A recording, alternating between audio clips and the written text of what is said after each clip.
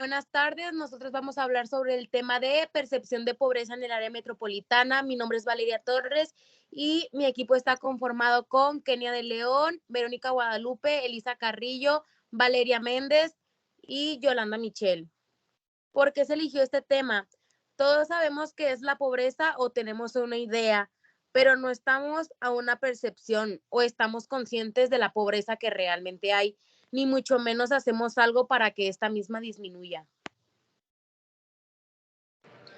Planteamiento del problema. No es mentira que en los últimos años la pobreza ha encabezado en los principales problemas sociales que elevan la población, y tampoco es mentira que en los años realizados considerables estudios donde se busca la erradicación de esta debido a que existen varios factores en los cuales el problema se hace presente alrededor de Portales 2014 en su artículo Capital Social y Pobreza Multidimensional. El caso de hogares pobres en la pobreza de México, y con Eva definió la pobreza como aquella que se presenta como una persona tiene al menos una carencia social y no tiene el ingreso suficiente para satisfacer sus necesidades. Por todo lado es que existen zonas menos favorecidas que representan cinturones de pobreza debido a lo que hay municipios con mayor desigualdad. La distribución de ingresos, de acuerdo con la coeficiente del Gini 14, dado el 5% de la población con el mejor nivel de vida percibe un ingreso promedio de 45 veces mayor que el 5% de la población.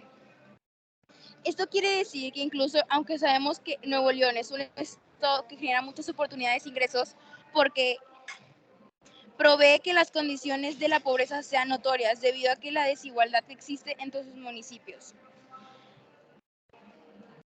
Es por tal motivo que se suma importancia de analizar y contrarrestar la opinión de expertos y personas que presencian cada día los cinturones de pobreza presentes en el área metropolitana, para así las causas y los efectos que traen consigo provocando la pobreza sea uno de los principales problemas sociales que arremeden la población en general.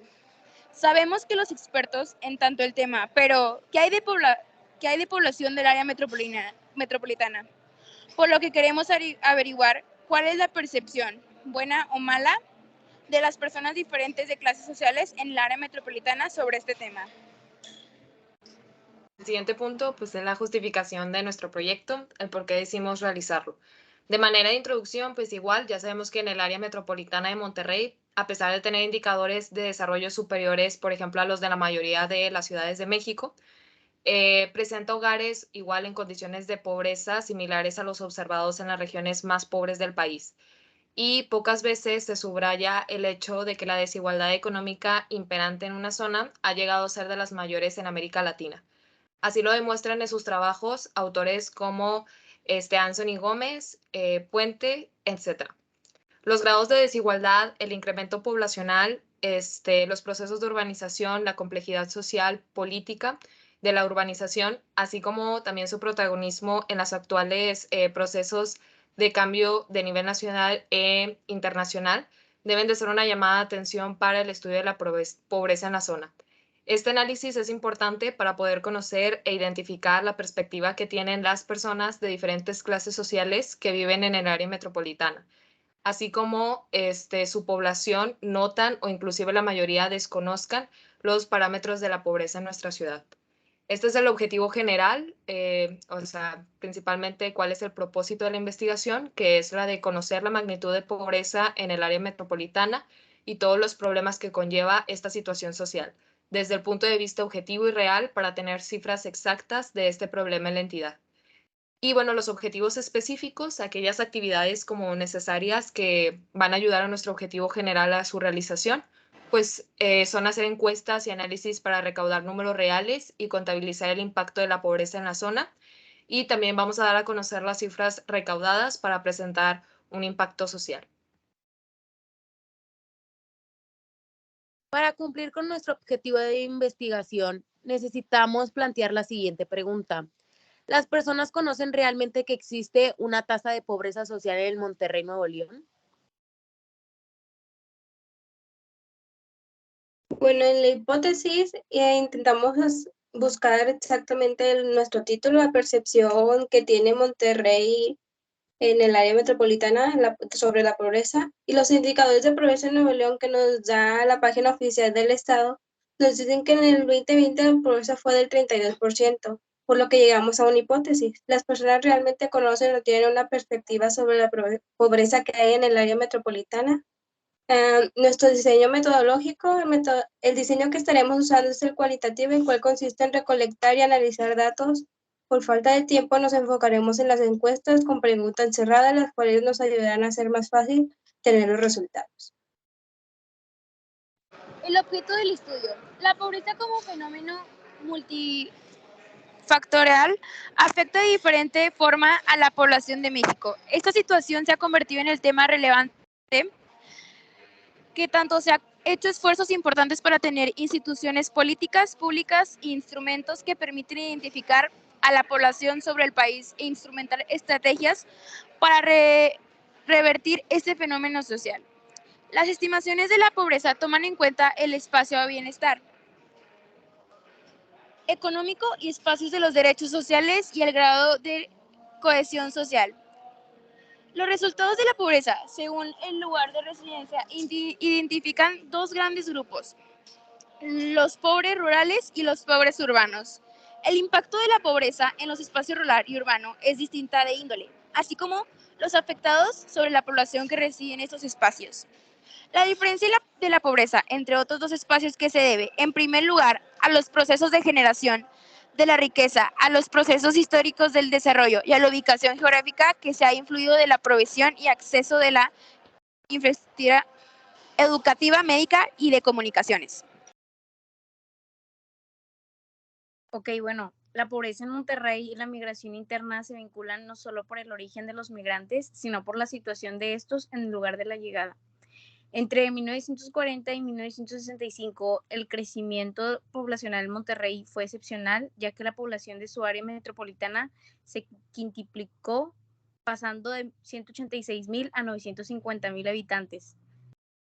La tasa de crecimiento anual entre 1940 y 1950, 3.6, se debió a la inmigración neta, esto es 61% del total.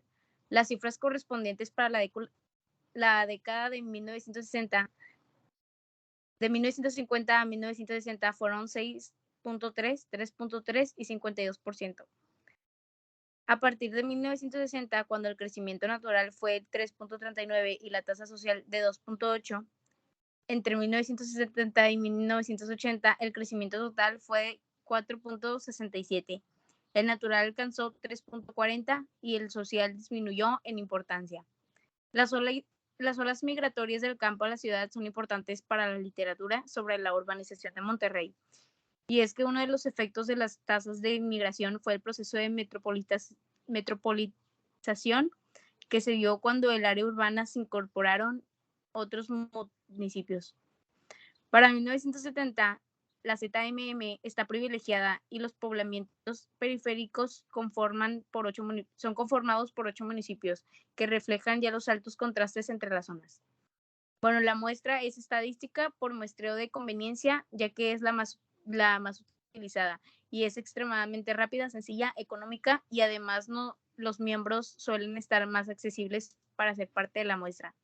También utilizamos un Forms, que pues es una encuesta en línea en donde entrevistamos alrededor de 278 personas y el 72.2 de ellos fueron jóvenes de 7 y 20 años, y los cuales eran 68.1 mujeres y 31.9 hombres. La mayoría de estos son estudiantes. El instrumento.